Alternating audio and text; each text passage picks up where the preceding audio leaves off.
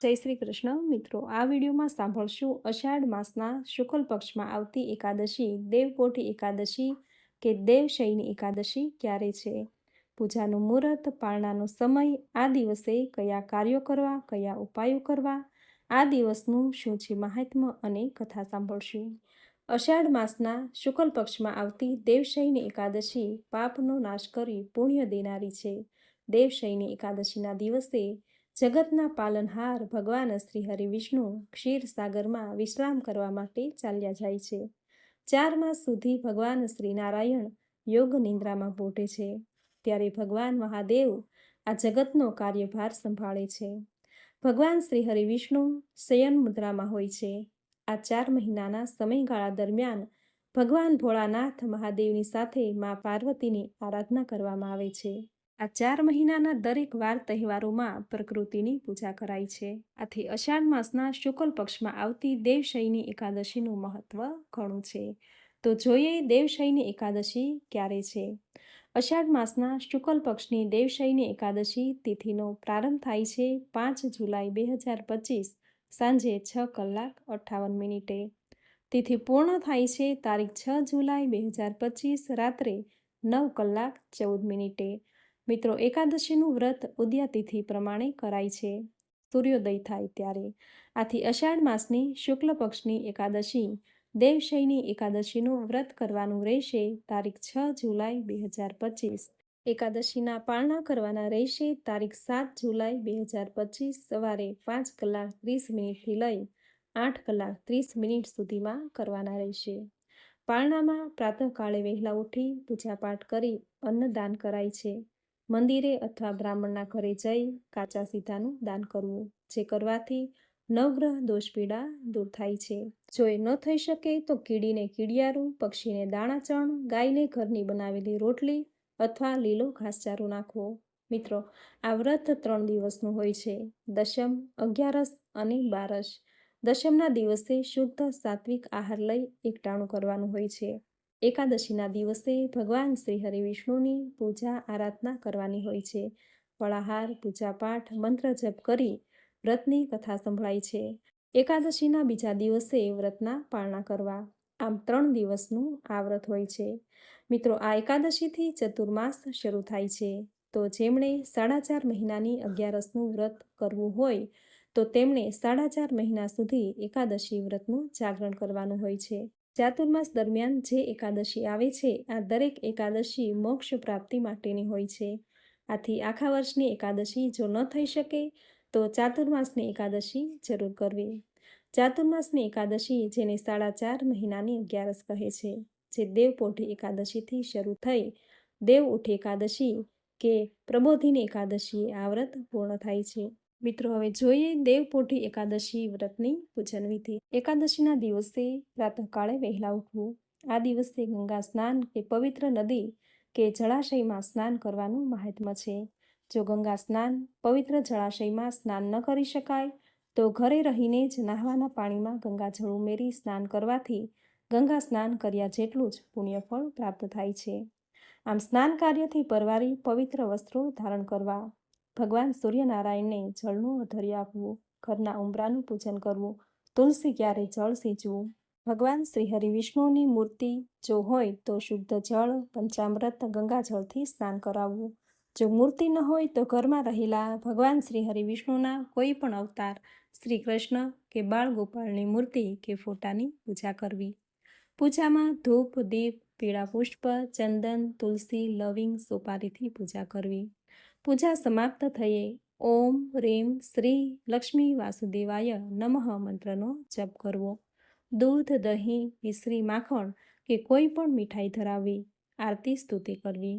આ દિવસે શ્રીમદ ભાગવદ્ ગીતા, લક્ષ્મી સ્તોત્ર, કનકધારા સ્તોત્ર આદિના પાઠ કરવા।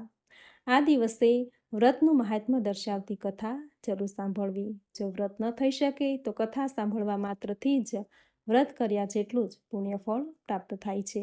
મિત્રો, જેને ઉપવાસ કરવો છે પરંતુ ઉપવાસ કરી શકવા સમર્થ નથી, તો તેમણે મન અને વાણીથી પવિત્ર રહીને પણ એકાદશી કર્યા જેટલું જ પુણ્યફળ પ્રાપ્ત થાય છે। આ દિવસે જૂઠું બોલવું, કોઈની નિંદા કરવી, કોઈને કટુ વચન કહેવા, કોઈનું અપમાન કરવું વગેરે કાર્યો ન કરવા. ગાયને લીલો ઘાસચારો ખવડાવો, ઘરની બનાવેલી રોટલી ખવડાવી, કૂતરાને રોટલી, પક્ષીને દાણાચણ, કીડીને કીડિયારું પૂરવું, બ્રાહ્મણને દાન દક્ષિણા આપવી, જરૂરિયાતમંદને જરૂરી ચીજ વસ્તુ આપવી. આ દરેક કાર્યો કરવાથી શ્રી હરિવિષ્ણુ પ્રસન્ન થશે. એકાદશી કર્યાનું પુણ્ય અનેક ગણું વધી જશે. ગરીબ ભૂખ્યા બાળકોને ભોજન કરાવવાથી દરિદ્ર નારાયણ રાજી થશે. આમ પૂરી શ્રદ્ધા અને ભક્તિભાવથી આ દરેક કાર્યો કરવાથી એકાદશી કર્યા જેટલું જ પુણ્ય ફળ પ્રાપ્ત થાય છે. તો મિત્રો, આ હતું દેવપોઢી એકાદશીનું મહાત્મ્ય, પૂજન વિધિ. અને હવે સાંભળશું દેવપોઢી એકાદશી વ્રતની કથા. બોલો ભગવાન શ્રી હરિ વિષ્ણુની જય. યુધિષ્ઠરે ભગવાન શ્રી કૃષ્ણને પૂછ્યું, હે કેશવ, અષાઢ માસના શુક્લ પક્ષમાં જે એકાદશી આવે છે એનું નામ શું છે, એની વિધિ શું છે, તે મને વિસ્તારપૂર્વક કહો. ભગવાન શ્રી કૃષ્ણે કહ્યું, હે રાજન, આ એકાદશીને શયની એકાદશી કહેવામાં આવે છે. એને દેવશયની અને દેવપોઢી એકાદશી પણ કહે છે. તેનું વર્ણન હું કરું છું, તે સાંભળો. એ 11 મહાપુણ્યદાયી તથા મહાપવિત્ર હોય, સ્વર્ગ તથા મોક્ષને આપનારી છે. બધાય વ્રતોમાં આ ઉત્તમ વ્રત છે, તેમજ મનુષ્યના બધા જ પાપોનો નાશ કરવાવાળી છે. વળી છે શયની એકાદશીનું વ્રત કરીને જેણે કમળના પુષ્પોથી કમલનયન ભગવાન શ્રી વિષ્ણુનું પૂજન કર્યું છે, એમણે ત્રણેય લોક અને ત્રણેય સનાતન દેવો બ્રહ્મા, વિષ્ણુ અને મહેશનું પૂજન કરી લીધું છે એમ જાણવું. વળી આ શયની એકાદશીને દિવસથી મારું એક સ્વરૂપ રાજા બલીને ત્યાં રહે છે અને બીજું સ્વરૂપ ક્ષીરસાગરમાં શેષનાગની શૈયા પર યોગ નિંદ્રામાં સૂઈ રહે છે. ત્યાર પછી હે રાજન, કાર્તિક મહિનાની શુક્લ પક્ષની પ્રબોધિની અથવા તો દેવ ઉઠી એકાદશી આવે ત્યાં સુધી તેઓ ક્ષીરસાગરમાં જ યોગ નિંદ્રામાં સૂઈ રહે છે. આમ અષાઢ સુદની શયની એકાદશીથી લઈને કાર્તિક સુદની પ્રબોધિની એકાદશી સુધીનો કાળ સર્વ ધર્મોમાં ઉત્તમોત્તમ ગણાય છે. આ સમય દરમિયાન મનુષ્યએ પોતાના ધર્મનું શ્રદ્ધાપૂર્વક આચરણ કરવું જોઈએ. વળી આ સમય દરમિયાન મનુષ્ય કોઈ પણ વ્રત ખરા મનથી કરે છે તો તે પાવન થઈ જાય છે અને તે પરમ શ્રેષ્ઠ ગતિને પામે છે, તેમાં સંશય નથી. એટલે દરેક મનુષ્યે પ્રયત્નપૂર્વક આ શયની નામની એકાદશીનું વ્રત ભક્તિભાવપૂર્વક કરવું જોઈએ, કારણ કે એના જેવું પવિત્ર અને પાપનાશક બીજું કોઈ વ્રત નથી. એ શયની એકાદશીને દિવસે શંખ, ચક્ર, ગદા અને પદ્મ ધારણ કરનારા દેવોના દેવ ભગવાન શ્રી નારાયણ ક્ષીરસાગરમાં શયન કરે છે. માટે તે દિવસે તેમનું વ્રત કરીને એમનું સંપૂર્ણ શ્રદ્ધાથી પૂજન કરવું જોઈએ અને રાત્રે ભક્તિભાવપૂર્વક જાગરણ પણ કરવું જોઈએ. એથી એ વ્રત કરનારને જે પુણ્ય પ્રાપ્ત થાય છે તેની ગણતરી કરવા ચતુર્મુખ શ્રી બ્રહ્મા પણ શક્તિમાન નથી. માટે હે રાજન, આ શયની એકાદશીનું ઉત્તમ વ્રત કરનારો ચાંડાળ હોય તો પણ એ મને પ્રિય થાય છે, કારણ કે એ શયની એકાદશીનું વ્રત સર્વે પાપોને દૂર કરનાર તથા ભોગ અને મોક્ષને આપનાર છે, એમાં કોઈ પણ જાતનો સંશય નથી. વળી એ શયની એકાદશી અથવા દેવપોઢી એકાદશીથી લઈને કાર્તિક માસ સુધીની સુદની, પ્રબોધિની અથવા દેવ ઉઠી એકાદશીના ચાતુર્માસ દરમિયાન જે મનુષ્યો ભગવાન શ્રી વિષ્ણુ સમક્ષ ઘીનો દીવો કરી ખાખરાના પાનમાં એક વખત ભોજન કરીને વ્રત કરે છે, તે મનુષ્યો મને પ્રિય છે. વળી આ ચતુર્માસ દરમિયાન ભગવાન શ્રી વિષ્ણુ ક્ષીરસાગરમાં સૂઈ રહ્યા હોય છે, એટલે એ વ્રત કરનાર મનુષ્યે પથારી પાથર્યા વિના જમીન પર જ સૂઈ રહેવું જોઈએ. શ્રાવણ માસમાં શાક ન ખાવું જોઈએ, ભાદરવા માસમાં દહીં ન ખાવું જોઈએ, આસો માસમાં દૂધ ન પીવું જોઈએ અને કારતક માસમાં ચણા, તુવેર, વાલ, વટાણા, મગ જેવા દરેક 2 દળવાળા કઠોળનો ત્યાગ કરવો જોઈએ. વળી જે મનુષ્ય આ ચાતુર્માસ દરમિયાન દરેક નિયમોનું ચુસ્તપણે પાલન કરે છે તે અવશ્ય પરમ ગતિને પામે છે. વળી હે રાજન, આ એકાદશીના વ્રતનું પાલન કરવાથી જ મનુષ્ય સર્વે પાપોમાંથી મુક્ત થઈ જાય છે. માટે ભૂલ્યા વગર આ શયની એકાદશીનું વ્રત અવશ્ય કરવું જોઈએ. યુધિષ્ઠરે ભગવાન શ્રી કૃષ્ણને કહ્યું, હે કૃષ્ણ, તમે કહેલ શયની એકાદશીનું વ્રત અને એની વિધિ સાંભળી. હવે એના સંબંધમાં કોઈ પૌરાણિક કથા હોય તો મને કહો. ભગવાન શ્રી કૃષ્ણે કહ્યું, હે રાજન, નારદના પૂછવાથી બ્રહ્માજીએ કહેલી કથા હું તમને કહી સંભળાવું છું, તે તમે સાંભળો. પૂર્વે સૂર્યવંશમાં માધાંતા નામનો એક પ્રતાપી અને સત્યવાદી રાજા રાજ્ય કરતો હતો. તે પ્રજાપ્રેમી હતો. વળી એ ધર્મ અનુસાર પોતાના પુત્રોની જેમ પ્રજાનું પાલન કરતો. પ્રજા બધી રીતે સુખી હતી. તેના રાજ્યમાં કદી દુકાળ પડ્યો ન હતો. મોટી મોટી માનસિક પીડાઓ તેમજ અસાધ્ય શારીરિક રોગો પણ કોઈને થતા ન હતા. તેની પ્રજા નિર્ભય, નિરોગી તથા ધન ધાન્યથી સમૃદ્ધ હતી. તેમજ એ રાજાના ખજાનામાં પણ આવેલું ધન સંપૂર્ણ ન્યાય વડે જ મેળવાયેલું હતું. વળી એ રાજ્યમાં બધાય વર્ણો તથા આશ્રમોના લોકો પોતપોતાના ધર્મમાં પ્રવૃત્તિ કરી રહ્યા હતા. વળી એ માધાંતા રાજાના રાજ્યની ભૂમિ પણ કામધેનુ જેવી ફળ આપવાવાળી હતી. એ ભૂમિ પુષ્કળ ધાન્ય ઉત્પન્ન કરતી. આમ સુખપૂર્વક અને આનંદમાં ઘણા વર્ષો વીતી ગયા. એક સમયે રાજાના પૂર્વજન્મના કોઈ પાપ કર્મને લીધે તેના રાજ્યમાં 3 વર્ષ સુધી વરસાદ થયો નહીં. પરિણામે દુકાળ પડ્યો. અન્નના ભંડારો પણ ખાલી થઈ ગયા.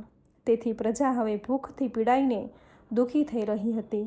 યજ્ઞો અને વેદોના અધ્યયનો પણ બંધ થઈ ગયા. આથી પ્રજા રાજા પાસે ગઈ અને વિનંતી કરી કે, હે નૃપશ્રેષ્ઠ, તમારે અમારી વાત સાંભળવી જોઈએ. પુરાણોમાં પંડિતોએ કહ્યું છે કે વરુણદેવ કૃપા કરીને મેઘ સ્વરૂપે વૃષ્ટિ કરે છે અને એ વરસાદથી અનાજ ઉત્પન્ન થાય છે અને અનાજથી જ પ્રજાનું જીવન ટકી રહે છે. પરંતુ છેલ્લા 3 વર્ષથી વરસાદ થયો નથી. વરસાદ ન થવાથી અન્ન પાકતું નથી. અન્નના અભાવથી પ્રજા ભૂખથી મરણ પામે છે. માટે હે રાજા, વરસાદ થાય અને પ્રજા જીવે એવો કોઈ ઉપાય કરો. આ સાંભળી રાજાએ કહ્યું, હે મારા વહાલા પ્રજાજનો, તમારું કહેવું સાચું છે. કારણ કે અન્નને બ્રહ્મ કહેવામાં આવ્યું છે. અન્નને કારણે જ બધું ટકી રહ્યું છે. અન્નથી જ પાણી પદાર્થ ઉત્પન્ન થાય છે અને અન્નના લીધે જ જગત જીવન ધારણ કરે છે. લોકોના મોઢે આવું સાંભળવામાં આવે છે. તેમજ પુરાણોમાં પણ બહુ વિસ્તારપૂર્વક એવું વર્ણન છે. વળી એવું પણ કહે છે, રાજાના દુરાચારથી, અધર્મથી અને તેના અત્યાચારથી પણ વરસાદ થતો નથી. એથી મારો પણ કોઈ દોષ હોવો જોઈએ. આ સિવાય મારી પ્રજા આવું દુઃખ પામે નહીં. આ બાબતમાં હું ઘણા જ વિચારો કરું છું, પરંતુ મેં શું દોષ કર્યો છે તે મને સમજાતું નથી.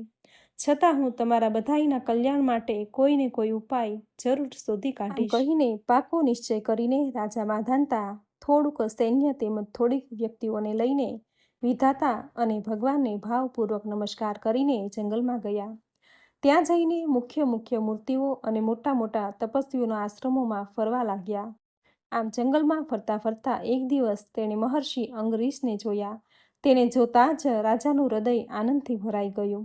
રથમાંથી નીચે ઉતરી તેમને દંડવત પ્રણામ કર્યા. આથી મહર્ષિ અંગરીશને ઘણો જ આનંદ થયો. ઋષિએ તેમને વનમાં આવવાનું કારણ પૂછ્યું.